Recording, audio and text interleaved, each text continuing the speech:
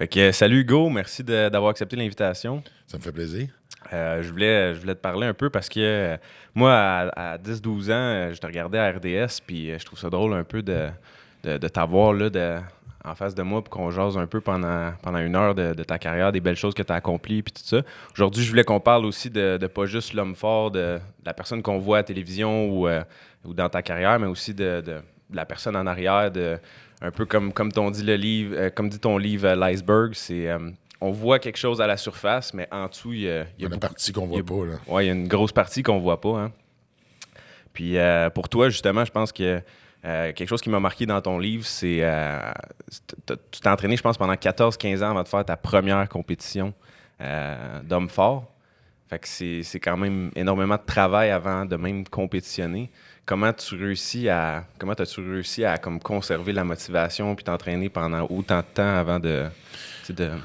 Ce qu'il faut concevoir, c'est que l'entraînement est venu dans ma vie, un, en partie parce que mon père s'entraînait, puis ça a eu une influence sur moi, Ouais. et deux, en partie parce que c'était une façon de pouvoir sortir du monde dans lequel je vivais, où c'était chaotique, que j'avais aucun contrôle, et en m'entraînant, ben, je pouvais avoir le contrôle sur quelque chose, donc c'était moi qui étais le propre maître de ma destinée.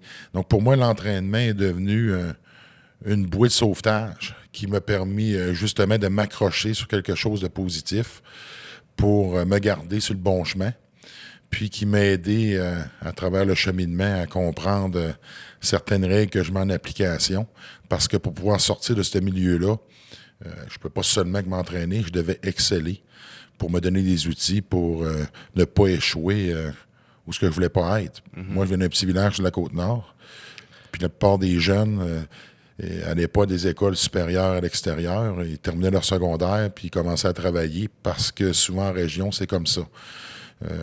Tu lâches l'école pour travailler dans une des industries, quand tu en as une. Généralement, dans ces endroits-là, tu en as une, parfois deux. Nous, on en avait deux. C'était soit la pêche ou on travaillait dans le bois.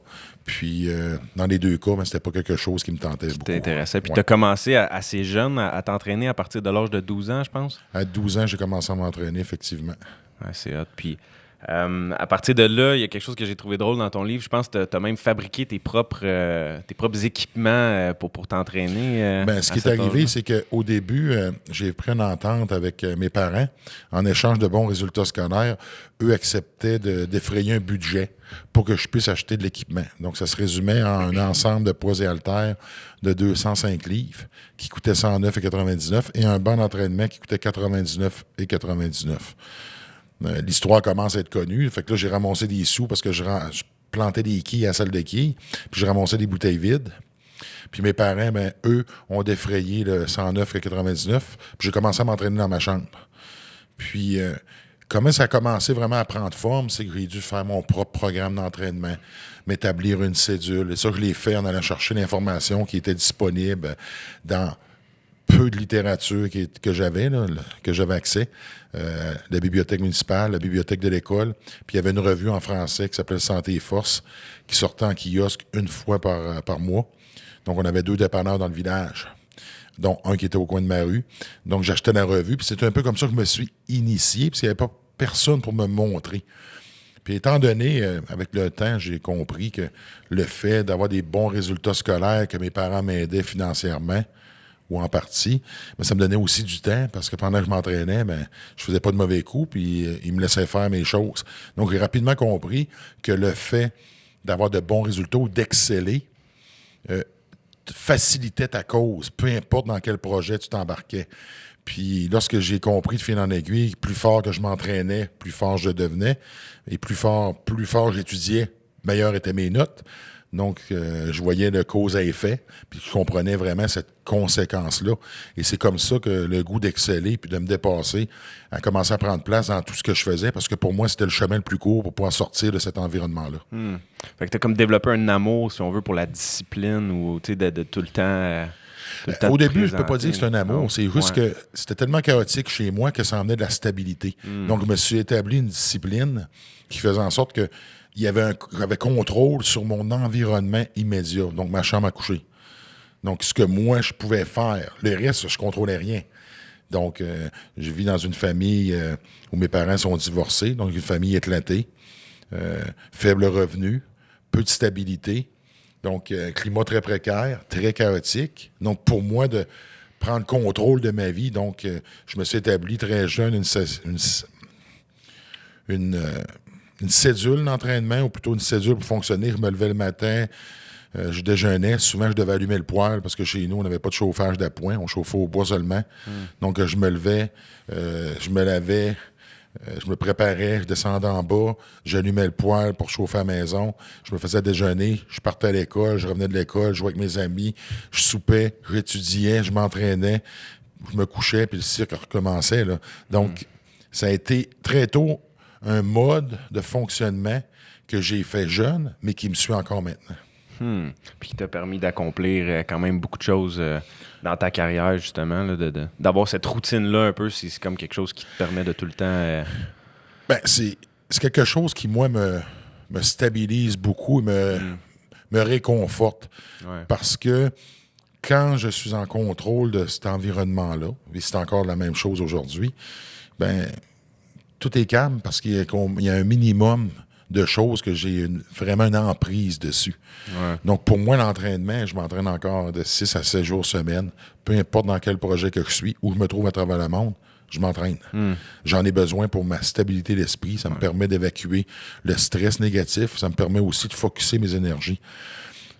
Au début, tu le sais pas parce que tu comprends pas, tu es jeune, l'importance de tout ça.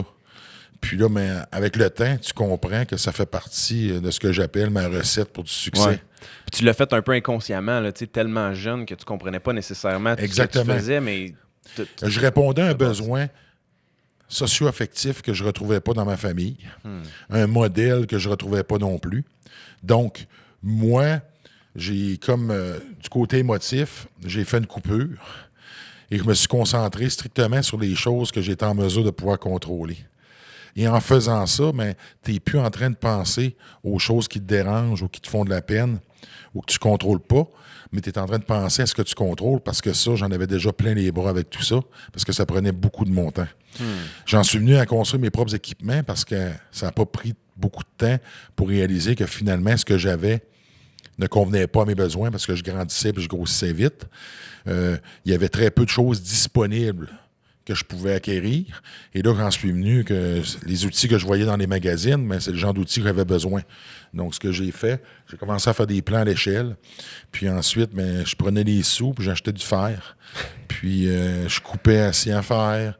Je ramenais ça à la shop de soudure. Et là, je faisais souder, je ramenais ça chez moi. Je perçais avec une perceuse. Je me faisais des bancs. J'achetais de la cuirette. J'achetais du matériel pour mettre des coussins.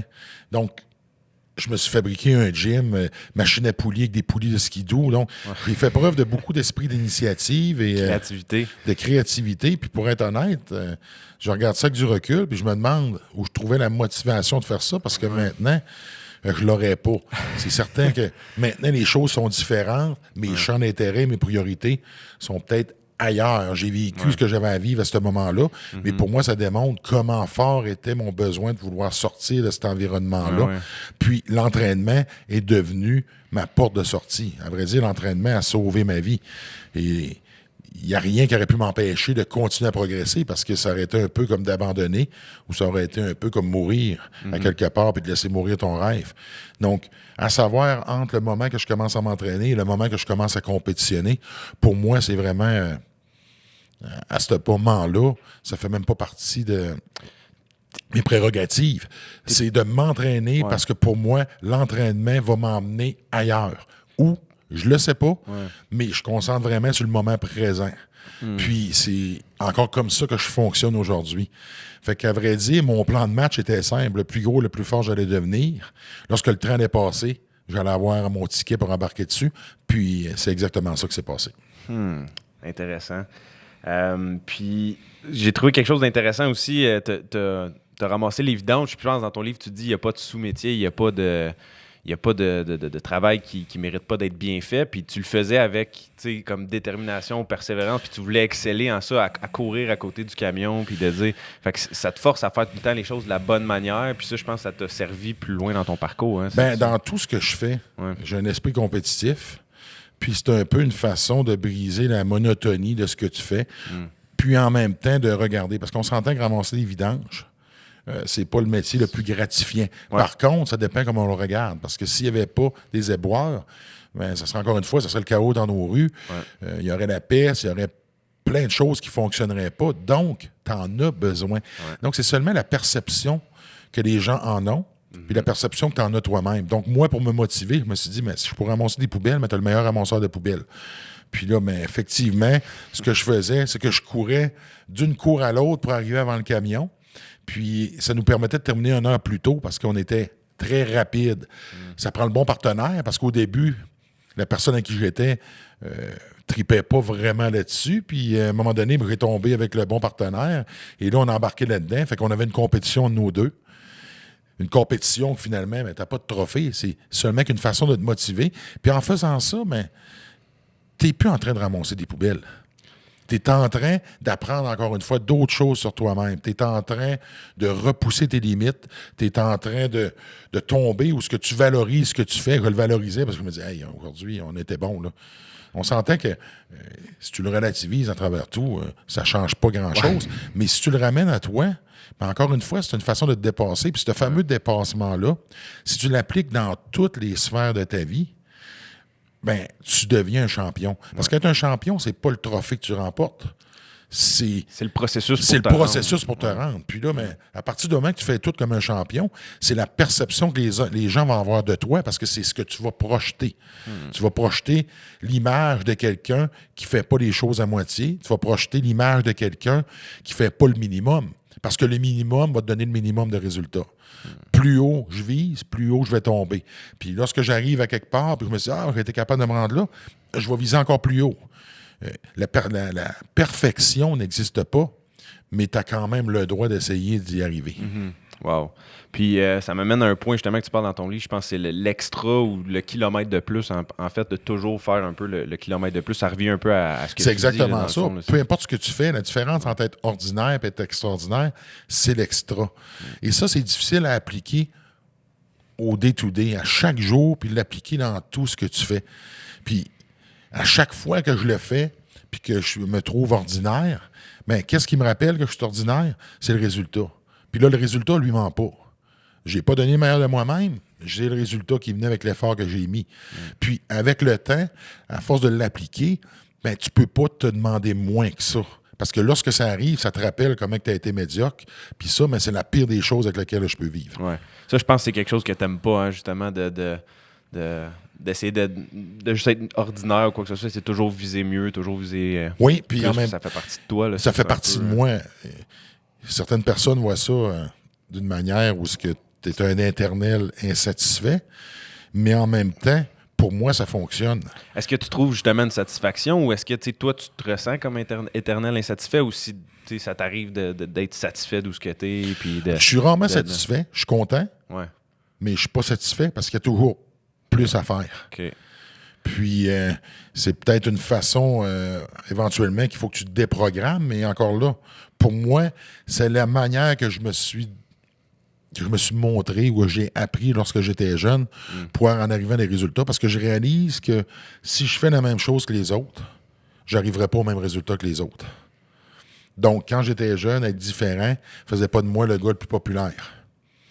Donc, il a fallu que je me bâtisse une force de caractère. J'en ai, encore une fois, tiré avantage où j'ai pris quelque chose qui, à prime abord, était négatif et je l'ai tourné de façon positive. Donc, ma zone de confort est devenue l'inconfort. Donc, pour moi, être en zone d'inconfort, c'est normal. Lorsque je tombe dans une zone de confort, il y a quelque chose qui ne fonctionne pas. Donc, le fameux sentiment de satisfaction, lorsque tu le ressens, il y a de quoi de bizarre parce qu'il y a sûrement d'autres choses à faire. Okay.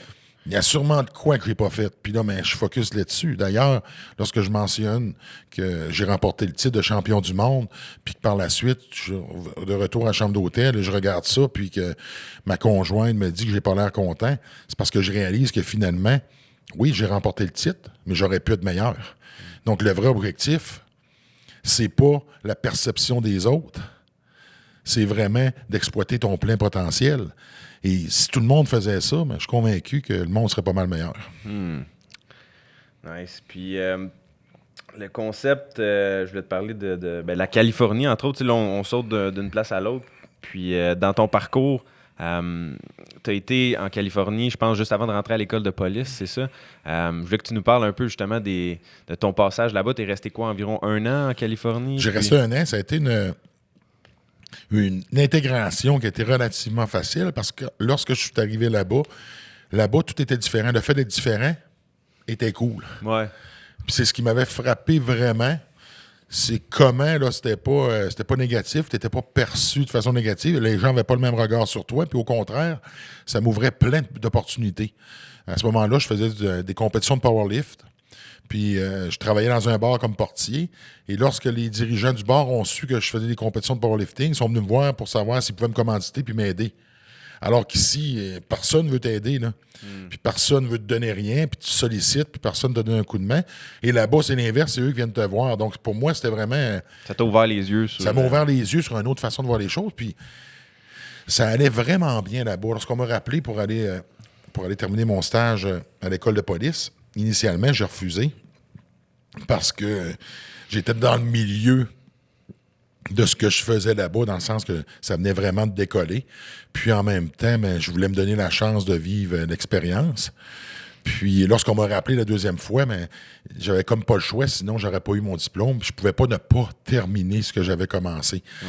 Mais là-bas, je me suis rendu compte que j'aurais pu y faire ma vie facilement, parce que là, les opportunités commençaient vraiment à arriver. Puis il fait beau.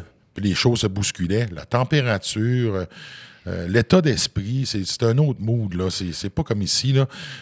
La côte ouest américaine a un certain charme, puis un certain attrait où ce que tout le monde, c'est un rêve, a la chance de réaliser son rêve. Le fameux rêve américain, il prend vraiment là, tout son sens. Puis tu étais là-bas aussi, je pense, dans le temps que Arnold Schwarzenegger était comme à son prime. À son prime, là, dans le temps de... Là, je voyais plein de vedettes au gym où je m'entraînais. Pas au niveau des compétitions, au niveau des films, parce que c'était déjà plusieurs années après ces dernières compétitions. Puis moi, ce que je voulais faire, c'était des compétitions d'hommes forts. Ça, c'était un peu ce qui m'avait déçu, parce que là-bas, c'est surtout le culturisme.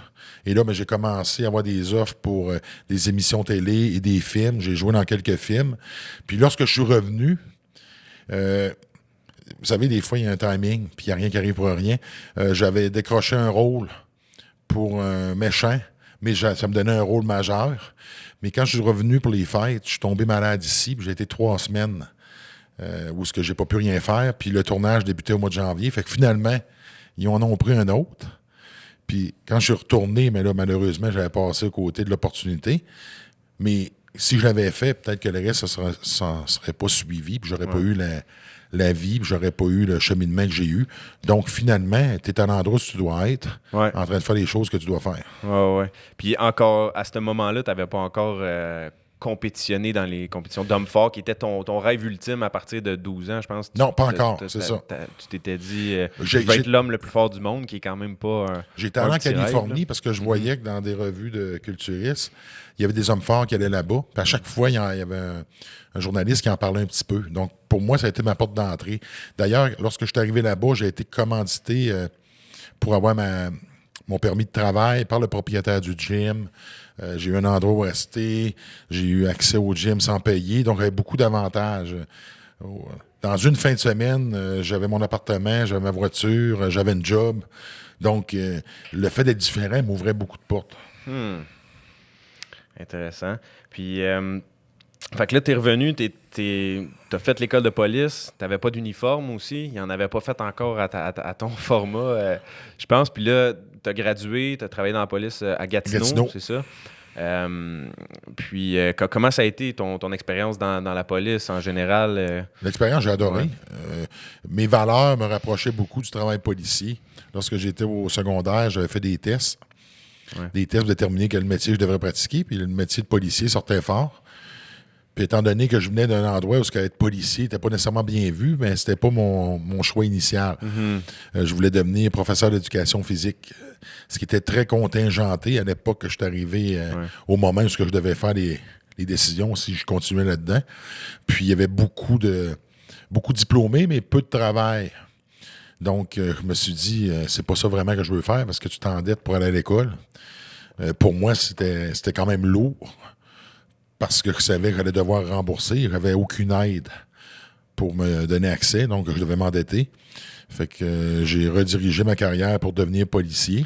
Puis ça a été mon choix. Tu as fait combien de temps à Gatineau? J'ai été 13 ans pour la ville de Gatineau, j'en ai travaillé 4, parce qu'après 4 ans, ils m'ont libéré pour me concentrer sur ma carrière d'athlète. Puis encore une fois, ce qui est drôle, c'est qu'ils m'ont libéré, puis la manière dont ça s'est fait, je me souviens que quand j'ai commencé à compétitionner en 97, puis là, j'ai commencé à avoir beaucoup de succès en 98, puis là, mes confrères étaient tous là, tu devrais demander à la ville qui te donne un coup de main. Puis mon plan de match avait été, non, eux vont me demander qu'est-ce qu'ils peuvent faire pour m'aider. Puis mon plan était simple. Je vais tellement devenir fort, gros dans le sens que ça va faire écho mes performances, qu'il va y avoir un rayonnement qui va faire en sorte que c'est l'opinion publique qui va mettre une pression. Puis c'est exactement ça qui s'est passé. J'ai reçu un appel, à vrai dire, j'ai reçu un message dans le terminal de ma voiture qui me demandait de contacter le chef de cabinet du maire de l'époque. Puis lorsque je l'ai appelé, j'ai demandé à quel sujet, puis il disait qu'il voulait me rencontrer pour voir comment la ville pouvait m'aider dans la poursuite de ma carrière sportive. Donc, fait que c'est même pas toi qui les a approchés pour te laisser plus de place, c'est eux qui te l'ont proposé. Là. J'ai une drôle de façon de penser là-dessus. Je pense que tu fais ce que tu as à faire. Puis si tu fais ce que tu as à faire, tu vas être à l'endroit où tu dois être, qui va faire en sorte que tu vas rencontrer les gens que tu dois rencontrer et les opportunités qui doivent arriver vont arriver. La vie va se charger du reste. Exactement. Donc, fais ce que tu as à faire. Alors que la plupart des gens veulent avoir quelque chose et veulent avoir la perspective d'avoir ce qu'ils veulent avant d'entreprendre les démarches pour l'obtenir. Donc, moi, j'aime beaucoup mieux faire l'inverse. Fais le travail et le travail va être récompensé.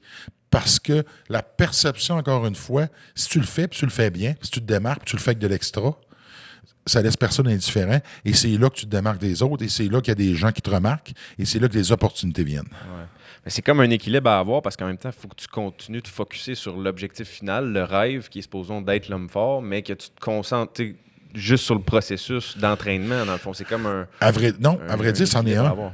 Ton rêve, oui, c'est de devenir le plus fort, mais tu n'as aucune garantie que tu vas le devenir. La seule façon de pouvoir y arriver, c'est ce que tu fais maintenant. Et maintenant, c'est aujourd'hui. Demain va être le maintenant de demain. Après-demain va être le maintenant d'après-demain. Donc, pour moi, pas encore aujourd'hui, ma planification est à la semaine. Je regarde pas plus loin que ma semaine. Oui, j'ai des objectifs, j'en ai toujours. Mais ce qui va m'emmener à mes objectifs, c'est si je fais les choses que j'ai à faire. Et j'ai tellement de choses à faire parce que j'ai beaucoup d'implications dans divers domaines que si je me mets à regarder trop loin, je ne suis pas quelqu'un qui fait de l'anxiété, mais je me suis rendu compte que ça me faisait faire. Parce que je ne voyais pas comment j'allais arriver à faire tout ça. Ouais. Donc, pour moi, c'est décortiqué, c'est à la semaine. Maintenant, je suis chanceux, j'ai des gens, j'ai une équipe. Donc, j'ai mon assistante qui me rappelle à chaque soir qu'est-ce que j'ai à faire le lendemain au niveau de mes rencontres professionnelles. Fait que comme ça, moi, j'ai vraiment seulement qu'à me concentrer sur le moment présent et qu'est-ce que j'ai à faire. Puis, j'essaie vraiment d'extrapoler ça dans le sens que je suis quelqu'un qui fait beaucoup de listes.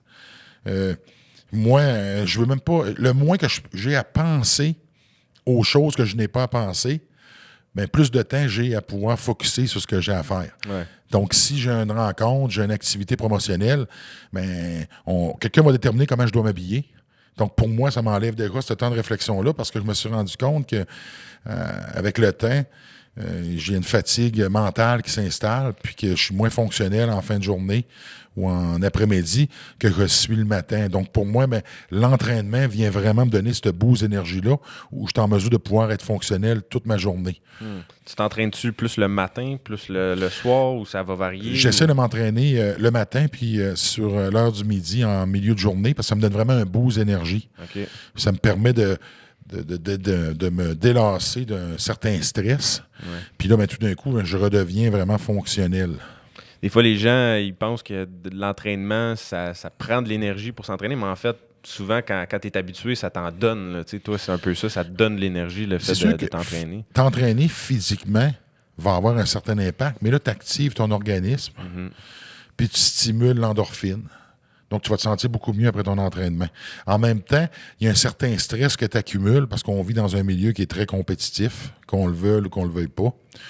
Puis, ça fait en sorte que là, à ce moment-là, en se dégageant de ce stress-là, tout d'un coup, tu redeviens plus zen et tu vois les choses beaucoup plus clairement parce que tu as réussi à prendre un certain recul. En tout cas, pour moi, ça fonctionne. Ouais. Donc, pour d'autres, peut-être pas, mais moi, je vois vraiment une différence entre lorsque je m'entraîne et lorsque je m'entraîne pas. Puis, ce game-là, un peu mental, le discours qu'on a avec soi-même, c'est important. Je pense que tu en parlais dans ton livre que souvent, tu sais, moi, ça m'a marqué parce que souvent, les compétitions d'hommes forts, on imagine que c'est juste la force brute physique. Puis, tu faisais des exploits assez impressionnants au niveau physique, mais il y a beaucoup de ça qui est mental, en fait. Mais moi, je dirais que la réussite, peu importe lequel véhicule on utilise, que ce soit la force physique ou que ce soit un autre véhicule, ça part toujours dans les oreilles. C'est la tête qui mène le corps et non l'inverse. On a la capacité de donner souvent plus que l'on croit qu'on est capable de faire. Et pour ça, il faut croire dans ce qu'on fait. Puis l'entraînement, lorsque tu fais de l'entraînement physique, c'est pour t'emmener justement à prendre conscience de tes capacités. Mais ce qui va vraiment t'emmener à te dépasser, ça va vraiment être ta volonté. Ça va vraiment être la manière dont tu vas te préparer.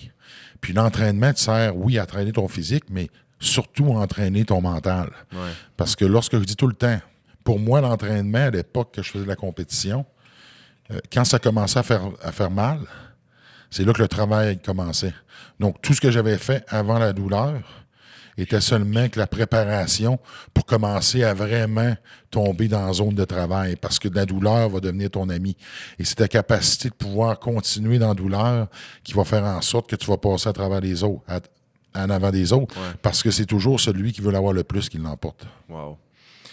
Puis ça t'a bien servi, puis un moment donné, vers la fin de ta carrière, je pense que ça a été comme un peu difficile parce que tu poussais au maximum ton corps, puis là, le corps, il a commencé à lâcher par petits bouts, puis ça a été... Effectivement, là, tu deviens un peu victime de tes propres vices. Donc, tes qualités, tu as les défauts de tes qualités. Puis lorsque j'ai commencé à me blesser, moi, c'était mon gagne-pain, là. Ouais. Donc, un peu comme le joueur de hockey ou le joueur de football, il faut que tu reviennes. Puis tu ne te voyais pas faire d'autres choses, tu n'avais pas nécessairement préparé le après. À cette époque-là, je n'avais pas préparé le après parce que pour moi, c'était un rêve qui devient réalité. Ouais. Puis là, à ce moment-là, je me définissais pas vraiment comme étant d'autre chose qu'un homme fort.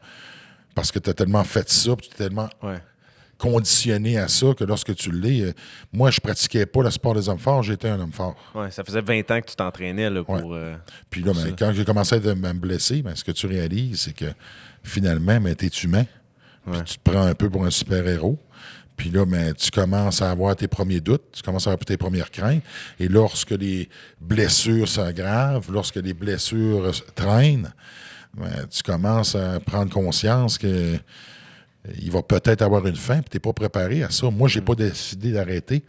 C'est les blessures qui ont arrêté ma carrière. Ouais. Et par la suite, il a fallu que je prenne une décision parce que les blessures devenaient de plus en plus graves, puis éventuellement, il aurait pu avoir des conséquences beaucoup plus lourdes. Ouais. Puis il a fallu que j'accepte de prendre un recul. Est-ce que j'avais encore la capacité de compétitionner? Oui.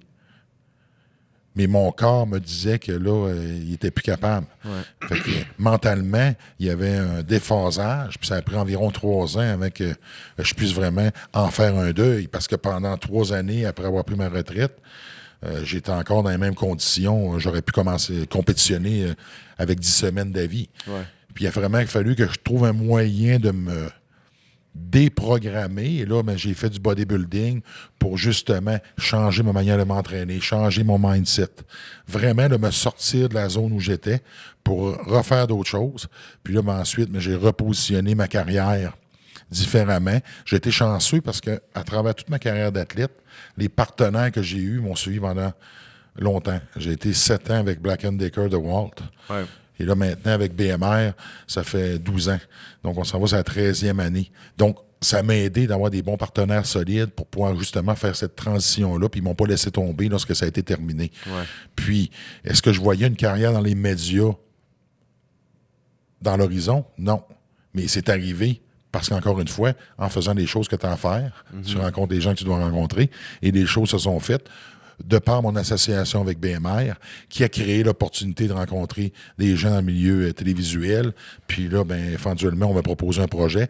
Et là, ça a vraiment ouvert une porte sur d'autres choses. Puis là, ça t'a mené à, entre autres, des émissions de rénovation, une émission de barbecue. Oui.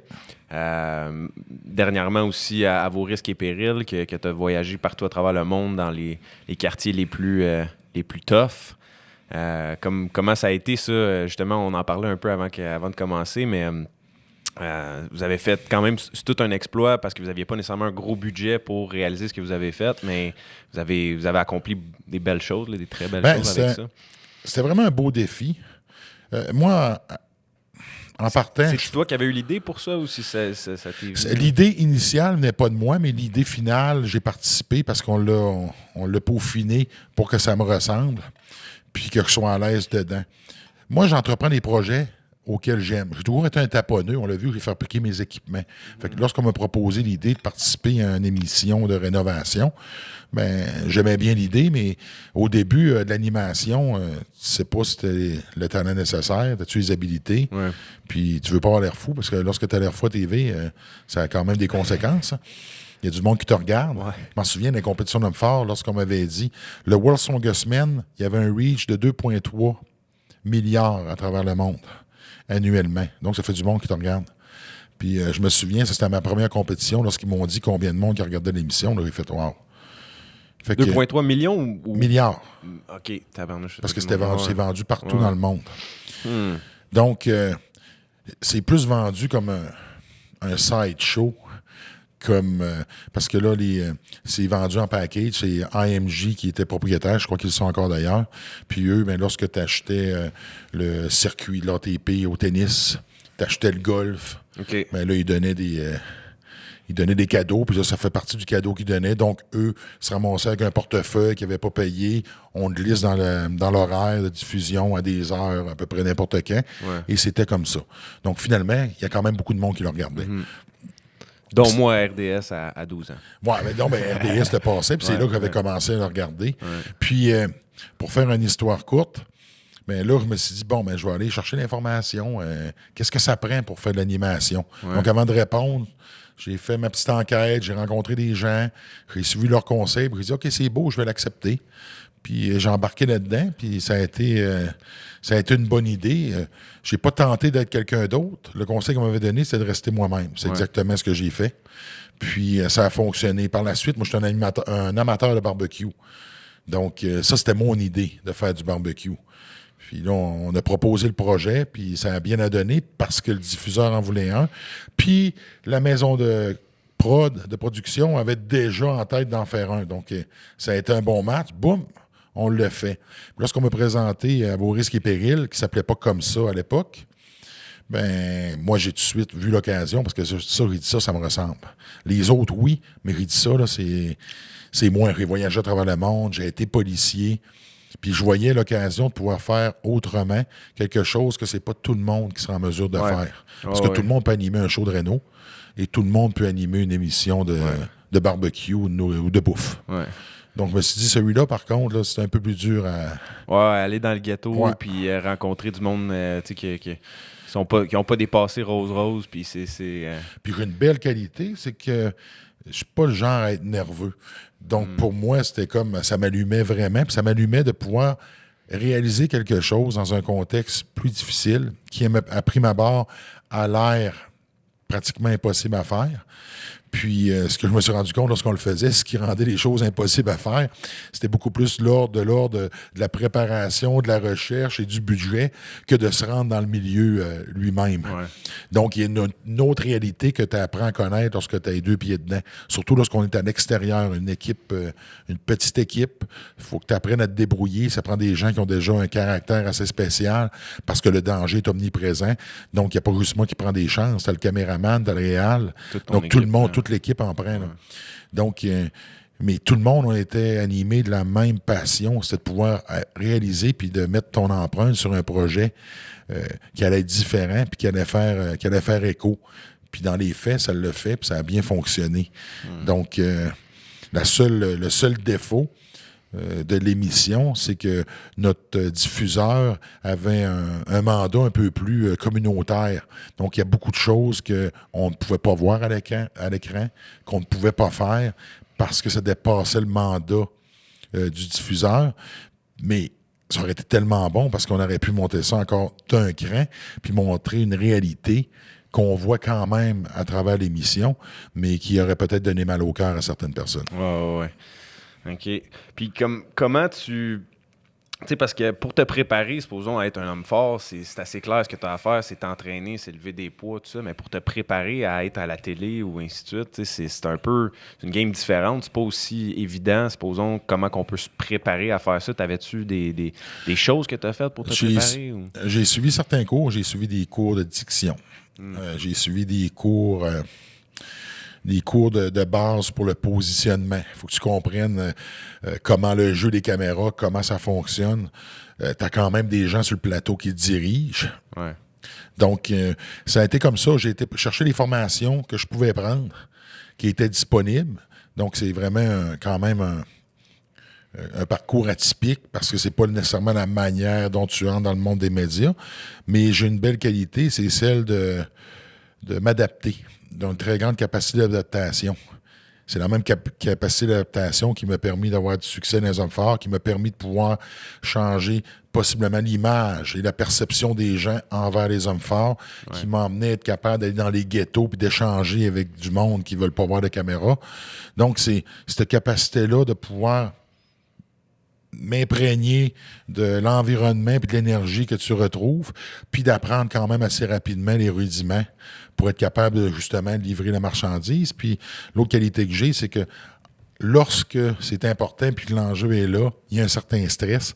Puis ça, ben, généralement, ça me permet de donner le meilleur de moi-même et non l'inverse. Tout ça t'aide à performer, d'avoir une certaine pression puis de constamment être un peu dans un inconfort, comme tu disais tantôt.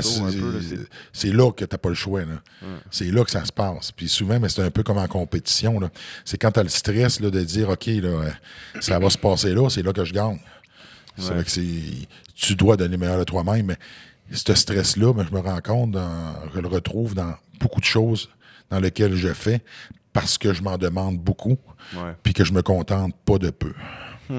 Puis aussi, il y a un point dans ton livre que j'ai trouvé bien intéressant, c'est what you see is what you get. Ça aussi, c'est quelque chose qui fait que peut-être ça t'enlève une pression, ça, de rester toi-même. Puis comme tu dis au début, à la télé, t'as pas essayé d'être quelqu'un d'autre ou quoi que ce soit. C'est vraiment juste what you see is what you get. T'es toi, puis tu t'adaptes, mais tu restes en même temps toi-même. Fait que c'est comme une... pour être honnête, je suis pas vraiment capable. Je suis pas un bon hypocrite. Je suis pas vraiment capable de faire les choses différemment. C'est quelque chose que je me fais reprocher, ou plutôt qu'on me demande d'améliorer souvent.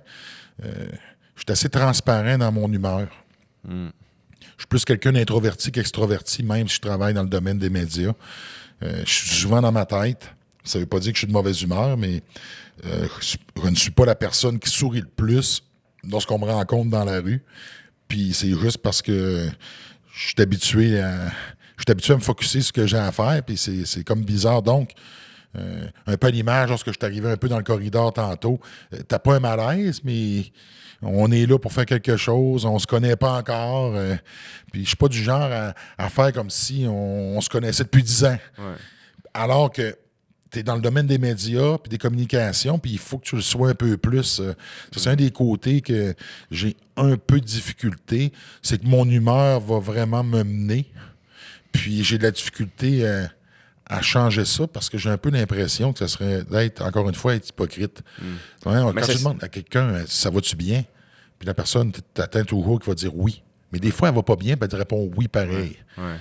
Si quelqu'un me demande si ça va bien, puis je file pas, je vais dire, ça pourrait aller mieux. Puis possiblement que dépendamment de la personne, comment que la conversation va se développer, on va peut-être en échanger, puis finalement, ça t'amène à parler de quelque chose d'autre que de parler de la pluie du beau temps et de meubler seulement du silence. Intéressant. Je voulais te parler des héros ordinaires, comme dans ton livre, tu parles de ça un peu. Pour toi, je pense que tu donnais l'anecdote que quand tu étais policier, tu avais arrêté quelqu'un, puis là, c'était juste un père de famille, il était dans le temps des fêtes, puis son permis de conduire n'était pas payé, tout ça, mais tu l'as laissé aller parce que tu as vu qu'il il se démenait, puis un peu... à quel point pour toi, justement, c'est comme c'est important de reconnaître un peu ces héros-là obscurs, puis À vrai dire, c'est je pas sais tant pas. des héros obscurs. Ouais, inconnus ou... Ben, je pense que c'est important. C'est un code de valeur. On valorise beaucoup ceux qui se démarquent. Puis c'est comme si les choses ordinaires prenaient plus leur sens. Mais tantôt, on a parlé de le métier d'éboueur. Ouais. Le métier d'éboueur, là, t'es pas obligé d'être le meilleur éboueur au monde, mais l'éboueur joue un rôle important dans la société. Donc, pourquoi qu'on le valorise pas autant que médecin? Je suis conscient qu'un médecin sauve des vies, mais le médecin est essentiel. L'éboueur est essentiel dans notre société. Ouais. Donc, il n'y a pas vraiment de héros obscurs. Si tout le monde ferait, ou tout le monde fait son travail, puis le fait au meilleur de ses capacités, ben, c'est l'ensemble de la population qui va s'élever. Parce que tu es aussi fort que le chaînon le plus faible. Donc, pour moi, c'est important. Ça me permet, en valorisant ça, ça me permet de garder les deux pieds sur terre. Ouais. Parce que moi, je fais rien d'extraordinaire à mes yeux. Je suis conscient que je fais des choses que c'est pas tout le monde qui est en mesure de faire, mais ça me rend pas plus important qu'un autre. Puis, c'est d'ailleurs une des raisons pour lesquelles je tente vraiment de m'impliquer, d'inspirer les gens. J'ai un centre de conditionnement physique, les motiver pour qu'ils se prennent en main, qu'ils se sentent en santé, se sentent mieux dans leur peau, parce qu'en faisant ça, ils deviennent plus productifs, meilleure résistance au stress, moins malades. Donc, ils vont jouer un rôle plus important et le rôle qu'ils vont jouer va prendre encore plus d'importance parce qu'ils vont le faire avec une meilleure affirmation de soi. Ils vont se sentir mieux dans leur peau. Puis là, ben, ce bien-être-là devient contagieux puis ça se transmet aux autres. Ah ouais, t'as une perspective qui va loin, si on veut, tu t'arrêtes pas juste à... Je ne m'arrête pas surface, à surface, exactement. Puis ça, ben, c'est important de le faire. Parce qu'à ce moment-là, on ne marginalise pas les choses qui ont l'air simples et anodines, alors que dans les faits, sont aussi importantes que ceux qu'on valorise parce qu'on a l'impression que sans elles, ça ne fonctionnerait pas. Sans elles. Ouais. Puis, je voulais qu'on parle aussi un peu de la boxe de Mohamed Ali. Ça me fait penser un peu à ça parce que moi, je connaissais pas beaucoup Mohamed Ali. On connaît le personnage, tout ça, mais dans ton livre, tu en parles un peu de comment que ça t'a marqué. Je pense que tu as lu la biographie de Mohamed Ali quand tu étais jeune. Sa biographie s'appelle Le Plus Grand, que je te suggère d'ailleurs, parce que oui, tu apprends sur le personnage, mais c'est vraiment la partie où tu t'es confronté à tes valeurs, puis tes principes. Puis selon moi, c'est vraiment ce qui te définit comme individu. Parce que dans ces moments-là, ça va vraiment tester la conviction que tu as dans les choses auxquelles tu crois. Puis moi, ce qui m'avait frappé, c'est qu'il a toujours voulu être champion du monde des poids lourds. Il devient, on l'appelle sous les drapeaux à l'époque du Vietnam. Ouais. Puis là, ben, il refuse de faire le fameux pas en avant. Donc, il refuse de s'embarquer dans l'armée. D'aller à la guerre, là. Puis d'aller à la guerre. Puis on s'entend, il n'aurait pas été à la guerre. On s'en serait servi de façon un peu comme une propagande pour le moral des troupes, les motiver à continuer à faire la guerre. Mais ça allait à l'encontre de ce que lui, sa religion, ce que lui croyait, puis ce que lui voulait être. Puis on lui a dépouillé, on l'a dépouillé de son titre. On lui a enlevé sa licence de boxe, son gagne-pain. Donc, finalement, les choses qu'il pensait qui étaient le plus importantes pour lui, il a été prêt à les laisser aller, là, si on parce qu'il s'est rendu compte que c'était pas ça qui était le plus important. Et ça, c'est vraiment venu me chercher, puis ça m'a marqué. Puis ça m'a vraiment influencé à plusieurs moments dans ma vie au niveau des choix que j'ai dû faire. Pour toujours remettre en perspective l'opportunité versus mes valeurs et principes. Versus ce que je voulais. Parce que parfois, j'en parle aussi, pour avoir ce que tu veux, ben, tu vas peut-être avoir un passage obligé par quelque chose que tu ne veux pas. Et c'est là que tu vas vraiment réaliser à quel point tu le veux vraiment. Et c'est là que tes valeurs et tes principes vont vraiment déterminer le choix que tu vas faire. Ouais. tu vas être testé parce que c'est comme l'opportunité peut être présentée de faire bien de l'argent. Je pense que tu disais ça dans ton livre. Tu as eu des contrats qui t'ont été proposés parce que tu étais une figure publique, puis tu sais, pour des organisations un peu douteuses, puis finalement, tu t'es retiré dernière minute, puis parce que justement, tu t'en es tenu à tes principes, tu le sentais pas, tu t'es dit ça oui, fait parce pas dans que mon... même si je tentais de rationaliser l'entente, je me rendais compte que, puis même si, écoutez, j'ai un avocat là-dedans, puis mon avocat, on a peaufiné de quoi dans lequel je devrais être à l'aise, mais je l'étais pas. Ça, là, ce sentiment-là, puis ce malaise-là que tu vis, il te quittera pas, là, même s'il y a un montant d'argent attribué à ça. Donc, au final, ben, comme il disait mon avocat, il dit une entente avec le diable, c'est une entente avec le diable. Ouais. Même si elle est payante. Même si elle est payante. Donc, il dit, je suis pas bien là-dedans. Puis là, ben, lui, il n'en revenait pas. Mais c'était ça. Puis au final, puis tu le sais pas à ce moment-là, puis au final, j'ai eu raison. Oui, l'organisation est disparue. Elle est disparue. Au bout de 2 ans, elle n'existait plus. J'ai été un des seuls qui a eu de l'argent de toute cette aventure-là. Donc, puis j'ai-tu bien fait de me retirer? Ouais. Donc, c'est pas tant ce que tu vas avoir qui est tangible. C'est c'est ce que tu vas avoir au niveau du bien-être intérieur. Ouais, comment tu puis de te sens, savoir que, justement, tu as pris la bonne décision puis tu t'es fait confiance. Donc, tes valeurs et tes principes, je pense que c'est vraiment le legs que, en tout cas, moi, c'est ce que je tente de faire, de donner à mon garçon. C'est vraiment l'exemple que tu peux donner aux gens parce que c'est comme ça que tu vas... on peut dire aux gens de quoi pas faire. On peut faire des lois. Mais ce qui va amener les gens à prendre les bonnes décisions, c'est pas les barrières que tu mets pour prendre certaines décisions. C'est des valeurs et des principes de société que tu te mets à partager, à véhiculer et à pousser de l'avant. Et ça, malheureusement, tu peux pas le faire en disant aux autres « Faites ce que je dis, pas ce que je fais. » Ouais. Faut que tu walk the talk. Là. Exactement. Donc, je le dis et je le fais. Puis d'ailleurs, Tyler, je pense, ton gars, Ouais. il est rendu à quoi? 14 ans. 14? Puis là, j'ai vu sur Instagram, je pense qu'il a gagné un match de football. Ils ont fait une grosse remontée. T'étais-tu impliqué à motiver l'équipe, les troupes, ou si t'étais plus en retrait? Moi, j'étais plus impliqué avec mon garçon. Cet été, il est venu. On lui a fait un programme d'entraînement spécifique pour lui. Puis pour moi, ça a été un élément clé. Il commence à le sentir. Il a vu l'importance. Il a vu que ça fonctionne. Mais dans les prochaines années, éventuellement, avec un certain recul, il va vraiment comprendre que c'est là que ça a commencé et l'impact que ça a eu sur lui. Parce que je lui ai vendu l'idée de faire un programme d'entraînement puis un plan nutritionnel pour l'aider à se préparer pour le camp d'entraînement. Tyler n'est pas différent des autres enfants. Les enfants, maintenant, sont gâtés. Puis, le cause à effet, ça marche plus ou moins. Donc, dans mon livre à moi, je dirais qu'il a tendance à être lâche, selon mes propres descriptions. Standard. Tes propres standards. Ouais. Puis donc, il faut que tu trouves une façon différente de motiver. Puis ça, la motivation, il faut que ça vienne de toi. Ouais. Tu peux pas l'imposer. Tu peux imposer qu'à un certain point, mais à un moment donné, quand tu n'es pas là, la personne va relâcher. Donc, moi, mon but, c'était d'y vendre un plan, puis de lui démontrer que ça fonctionnait pour que ça devienne, au final, son plan et son programme.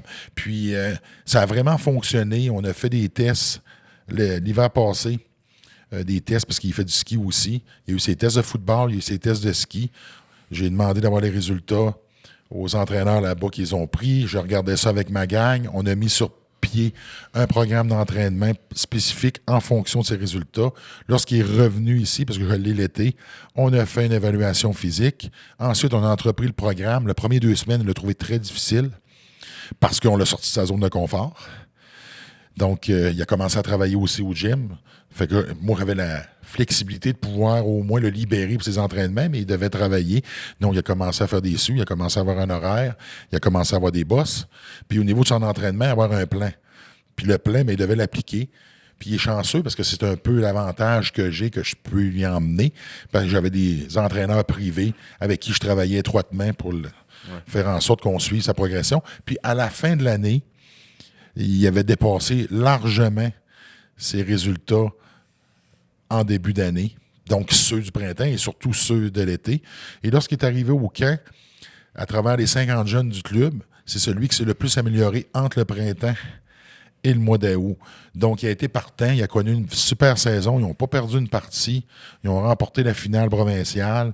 Wow. Puis, ils ont démontré beaucoup de caractère parce qu'ils perdaient puis sont revenus de l'arrière. Puis là, mais encore une fois, la semaine dernière, il est revenu en fin de semaine dernière chez moi. On a refait une évaluation parce que là, le plan d'entraînement va être annuel. Donc, on a établi une stratégie. Encore une fois, ce que je vais y démontrer, si on était en mesure de faire ça en 6 semaines, qu'est-ce qu'on peut faire avec une année complète? Ouais. Puis là, ben, c'est lui maintenant qui me demande. C'est ça. Fait que là, tu as réussi à instaurer la motivation, puis maintenant, ça vient de lui qui vient. Oui, puis là, ben, il comprend. Puis là, ben, quand tu lui donnes des devoirs à faire, ben là, il est fait. C'est sûr que des fois, il est fait peut-être à 80 puis qu'il faut que tu te réimpliques, puis que tu ramènes un peu le tir, mais au final, il a compris que ça avait un impact et tellement que là, il y a des jeunes qui veulent venir avec lui l'été prochain, passer du temps pour s'entraîner avec. Donc, ils vont poursuivre le cours de base que tu viens de sortir. Exactement. Le nouveau programme de conditionnement physique. Parle-nous un peu pour les gens qui voudraient... Ben, c'est une plateforme en ligne qu'on a fait. Puis, programme d'entraînement qui fonctionne parce que c'est des vraies affaires. Le but ici, c'est d'avoir des résultats. Puis, le programme d'entraînement base, c'est pas seulement que de l'entraînement. Il y a un suivi, puis il y a de la motivation. On essaie de vraiment créer une plateforme qui va faire en sorte que même si tu le fais à travers la plateforme, tu vas faire partie d'une communauté, tu ne seras pas tout seul. Il va y avoir un Facebook privé où il va y avoir d'autres membres. Il va y avoir des activités d'arranger où tu vas pouvoir faire des questions-réponses avec moi de façon virtuelle, donc en FaceTime, puis que les gens peuvent te parler, puis qui ont accès à ça. Donc, on veut vraiment emmener ça à avoir un extra. Parce que je regarde ce qui est fait, puis il y a des choses qui sont bien faites, mais sans être méchant, t'en as beaucoup qui font le genre de choses, mais ils ont accompli quoi? Donc, t'as beaucoup de gens qui sont en forme. Je suis pas le seul. Tu as des gens qui sont dotés d'une génétique incroyable. C'est un peu comme Wayne Gretzky. C'est pas parce que c'était le meilleur joueur de hockey au monde que ça en a fait un bon entraîneur. Donc, il y a un côté démagogique que tu dois avoir. Moi, j'ai l'avantage d'avoir un réseau de contacts extrêmement large. Donc, je suis en mesure de pouvoir avoir accès à des professionnels de la santé dans différents domaines que je peux approcher, qui peuvent donner un coup de main et s'impliquer au niveau de la plateforme. Donc, ça fait partie des plans aussi. Puis ce que je veux donner, c'est donner l'opportunité à ceux qui n'ont pas nécessairement accès à un entraîneur privé, qui n'ont pas nécessairement les moyens de s'en payer un, d'avoir quelque chose que ça joue le rôle d'un entraîneur privé et qui sont en mesure de pouvoir s'offrir et qu'il va leur donner une base, justement, pour pouvoir commencer à se prendre en main. Parce que, comme je le disais tantôt, lorsque tu te sens en santé et tu te sens bien, ça a un impact majeur sur toi, ta santé et tout ce que tu fais. Oui, toute ta vie, dans le fond. Tout, c'est plus une solution complète, vraiment, là, autant au niveau de la nutrition, de la motivation. Exactement. On va avoir des recettes santé. Ce que je veux, après ça, on va donner des idées au niveau des shakes. Qu'est-ce que tu peux faire? Vraiment vulgariser un peu le monde de l'entraînement, les suppléments. Donc, on s'entend, c'est d'éduquer les gens et de donner de l'information. Donc, mon but, comme je dis tout le temps, c'est pas de vendre. C'est d'éduquer et d'informer. Et par la suite, bien, les gens ils prennent leur propre décision parce que tu peux prendre ma protéine ou tu peux prendre celle d'un autre. N'essaie pas de t'apousser et de te la vendre. Ce que je vais faire, par contre, on va t'expliquer comment ça fonctionne, puis on va emmener des plans nutritionnels dans le sens qu'on va donner des conseils pour que tu puisses prendre tes propres décisions. Et là, tu vas devenir un peu plus avisé. C'est aussi simple que de montrer aux gens comment lire le tableau nutritionnel d'un aliment. Tout le monde le regarde. On regarde combien de calories, combien de sucre, combien de protéines, puis combien de gras. Il y a beaucoup plus que ça. La plupart des gens ne savent pas le lire, le tableau nutritionnel. Donc, on fait des capsules où on va montrer aux gens c'est quoi les choses qu'on doit faire attention pour essayer de mieux comprendre. Puis là, on se rend compte que finalement, parce qu'il faut se le dire, dans le domaine de l'alimentation, il y a beaucoup de failles. Et les fabricants ils les utilisent pas à leur avantage, donc pour finalement faire le maximum de profit sur un produit. Ouais. Donc, des fois, on achète de quoi, mais on n'a pas toujours ce qu'on croit qu'on achète dans ce qu'on achète. Puis ça nous amène à un de tes prochains projets, justement, les barres nutritionnelles. Je ne sais pas si tu peux nous en parler un peu ou si ça va sortir en 2020, le podcast. Oui, ça va sortir en 2020, les barres. Puis, ils sont présentement prêts. On est en phase finale au niveau de la préparation la préparation des boîtes. Ça, c'est un projet, j'étais en deuxième génération. La première génération, on avait lancé le projet, puis ça avait vraiment bien fonctionné, mais malheureusement, on a eu des problèmes de conservation. J'ai dû... Ça, c'était en 2013, un peu plus tôt. Oui, 2013, 2014, 2015, puis là, j'ai dû retirer. Puis ça allait vraiment bien, puis ça a été un peu... j'ai appris beaucoup de ça. Mm-hmm. Puis j'ai tellement appris que là, je sais qu'on est sur la bonne voie parce que la différence, j'avais un partenaire, puis le partenaire était vraiment pressé. Puis on a sauté des étapes. Puis là, ben, il n'y a aucune étape qui a été sautée parce que j'ai appliqué ma propre recette. Puis ma recette, c'est faire l'extra. Ouais. Et l'extra, la première fois, je savais qu'il fallait le faire. Mais lorsque tu n'es pas tout seul à prendre des décisions, puis ce qui était drôle, c'est que dans cette association-là, lorsqu'on l'a pris pour place, un des commentaires avant qu'on commence, c'était que j'étais dur en affaires et que j'étais têtu. Je réalise que finalement, j'aurais dû l'être plus. Ouais. Parce que ce que je voulais faire, on ne l'a pas fait. Et ça a amené à ce que ça a donné. Donc, dans ce cas-ci, ben, j'ai fait l'inverse. Ça fait 1 an que le produit est prêt, mais ça fait 1 an que je travaille à peaufiner pour que ça soit parfait lorsque ça va sortir. Donc, j'ai fait les choses dans le bon ordre et non les faire à l'envers. Ouais, pas répéter les mêmes erreurs. Là. Ben, il y a un que les fous qui répètent les mêmes erreurs. Hein. En effet. Puis, se plaindre amène jamais rien aussi. Je pense que ça, c'est un point dans ton livre, puis dans ta carrière en général, que t'es quelqu'un qui est beaucoup focus sur regarder en avant puis pas en arrière, je pense. Hein, oui, puis tu as raison. Quand tu regardes dans le rétroviseur puis tu regardes ce qui se passe en arrière, tu n'es pas en train de regarder ce qu'il y a en avant. Ouais. Puis, je ferai une comparaison. C'est un peu boiteux, mais moi, je la vois, la différence. Lorsque je conduis ma moto, c'est pas comme je conduis ma voiture. Lorsque je conduis ma moto, là, je suis très à l'affût de tout ce qui se passe dans mon champ visuel, à l'exception d'en arrière. Puis je le vois lorsque j'arrête un feu rouge, là, je vais regarder dans mon miroir parce que s'il arrive un véhicule puis qu'il ne m'a pas vu puis qu'il n'arrête pas, tu vas en payer le prix, mais ce côté-là, je ne le contrôle pas. Plus ou moins, parce que parfois, tu n'auras pas le temps de te sauver. Mais en avant, là, tout ce qui vient, là, je le check. Les rues convergentes avec le chemin où ce que je m'en vais, les véhicules qui approchent, les changements de direction des véhicules, les changements de voie. J'essaie de tout prévenir. J'essaie de vraiment être conscient de l'univers dans lequel je suis pour avoir le plus de contrôle possible sur mes propres actions et essayer de prévenir celles des autres. Lorsqu'il arrive un accident, lorsqu'il arrive un pépin, lorsqu'on a un échec, on a toujours une part de responsabilité. Ouais. Donc, c'est très facile de se plaindre puis toujours mettre la faute sur les autres parce que c'est plus facile de regarder la faute des autres que de regarder notre propre rapport à ce qui est arrivé. On n'est pas fait pour ça, là, pour se regarder soi-même puis se blâmer puis essayer de... Ça commence à l'enfance. Hein? Ouais. À l'enfance, on ne veut pas se faire réprimander. On n'aime pas ça lorsqu'on ne se sent pas bon.